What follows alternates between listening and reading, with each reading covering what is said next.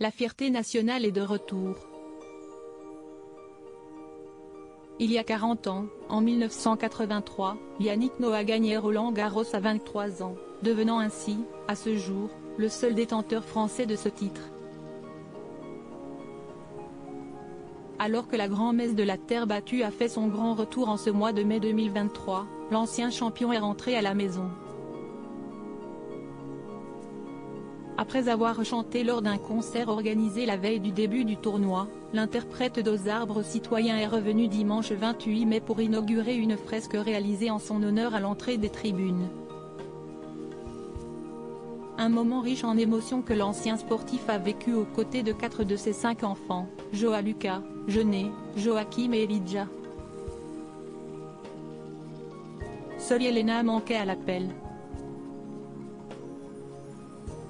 Ce sont des moments à moi, de joie, quand j'ai gagné le trophée, quand je chante. C'est un peu l'histoire de ma vie. Je suis honoré, a commenté Yannick Noah, comme l'a rapporté Le Figaro, en regardant cette peinture murale colorée représentant des moments forts de sa vie, à l'image de sa victoire au Grand Chelem parisien où son père Zachary était venu le féliciter chaleureusement sur le court. Et de poursuivre avec émotion, c'est un honneur pour moi d'avoir le droit de faire partie de l'histoire de ce stade. C'est très fort pour moi parce que mes gamins sont là, ils sont venus pour ce moment important pour papa et ça me touche vraiment de vivre ça avec eux.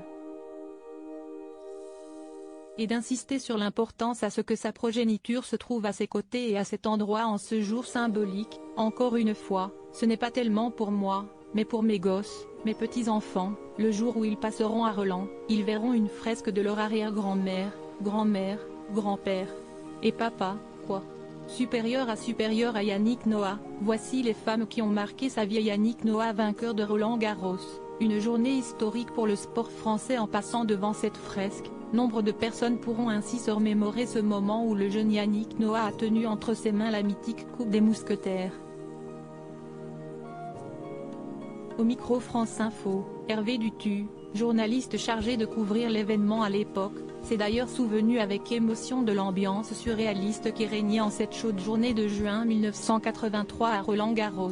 Le premier souvenir, c'est de voir le stade en éruption. Les gens crachaient leur lave et sont venus sur le terrain.